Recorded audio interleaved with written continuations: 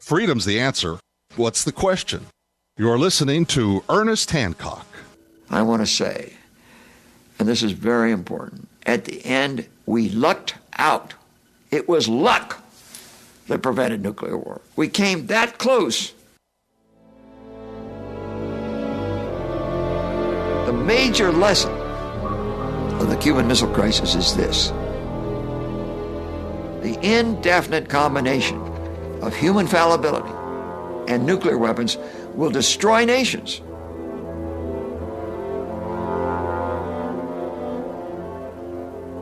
Is it right and proper that today there are 7,500 strategic offensive nuclear warheads, of which 2,500 are on 15-minute alert to be launched by the decision of one human being?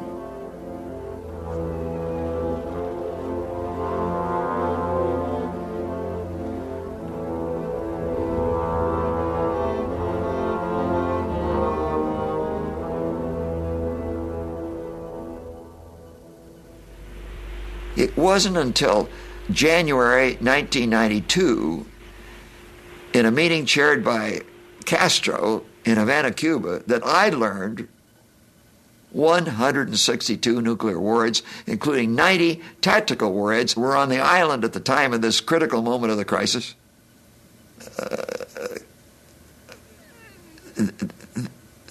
I couldn't believe what I was hearing, and Castro got very angry with me because I said, Mr. President, let's stop this meeting.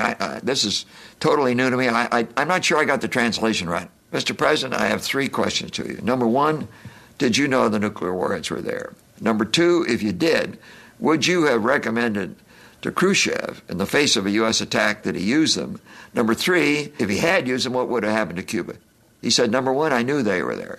Number two, I would not have recommended to Khrushchev. I did recommend to Khrushchev that they be used. Number three, what would have happened to Cuba? It would have been totally destroyed.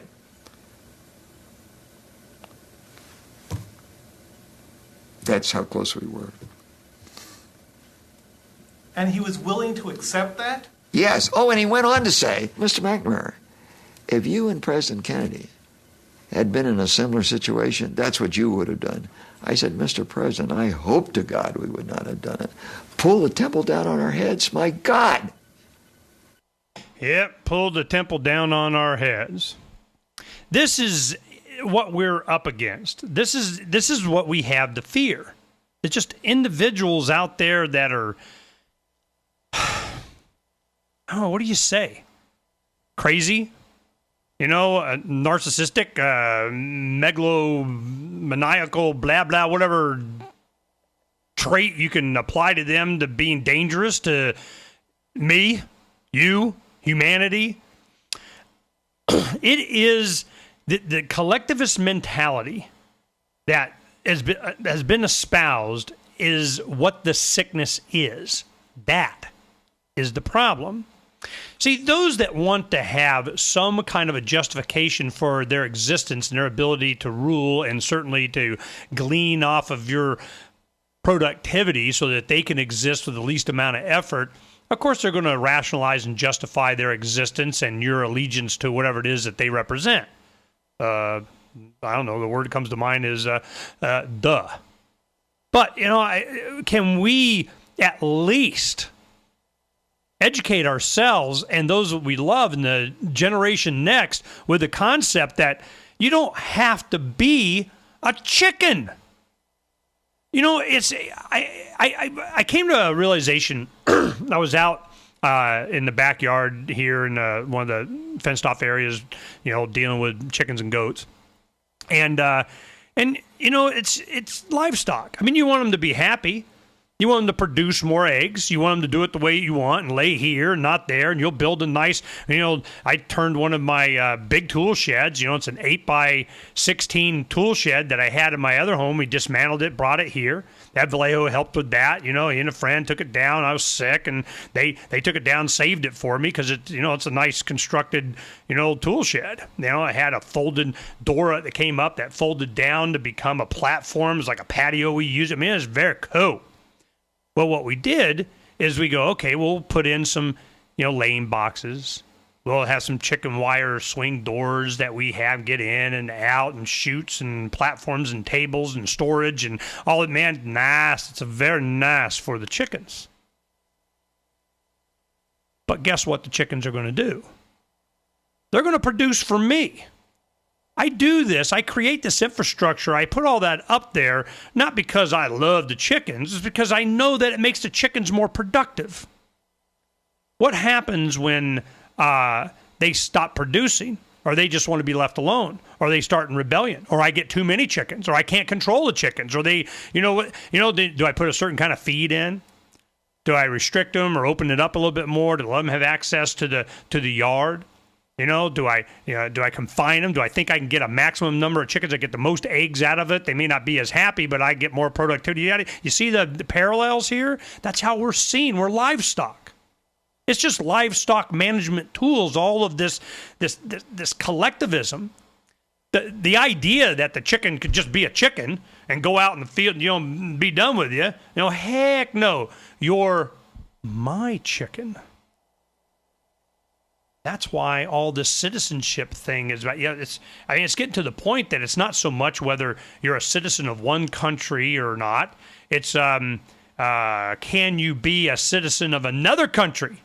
Oh, no. You're not allowed to have him. No. And that's what the banking thing is about in all these Central American countries around the world.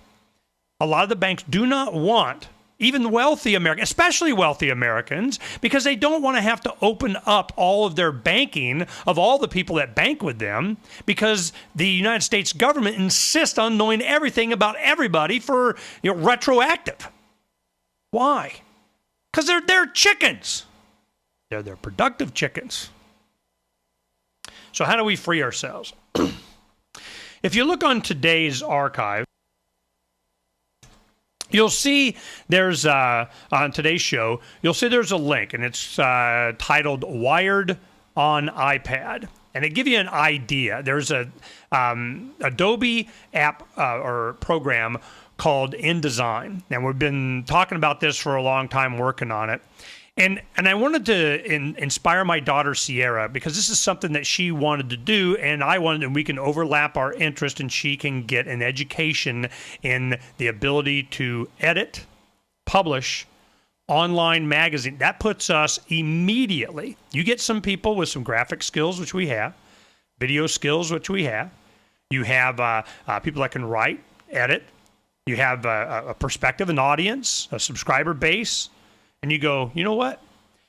We can produce an interactive online magazine that can be downloaded to iPad and all of these different Android platform, PC 7, tablet, Galaxy, iPad 2, Droid X phone app doing portable, I get my new done. We're all over it. The thing is that what Freedom's Phoenix was always intended to be was an outlet for people to be able to express themselves without me so much inserting myself into it. But this magazine, it's going to be the authors that I like. It's going to be the summary of the news that we need to share from our perspective. It's going to be unique, and it's going to be soon. Tell you what we're working on when we come back.